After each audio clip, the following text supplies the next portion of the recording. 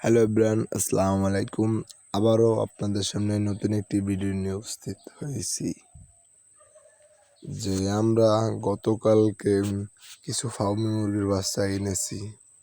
যে আমাদের যে নতুন একটি ঘরের ভিডিও যে আপনাদেরকে দেখাইছিলাম, সেই ঘরের জন্য কিছু ফার্মি মুরগির বাচ্চা এনেছি।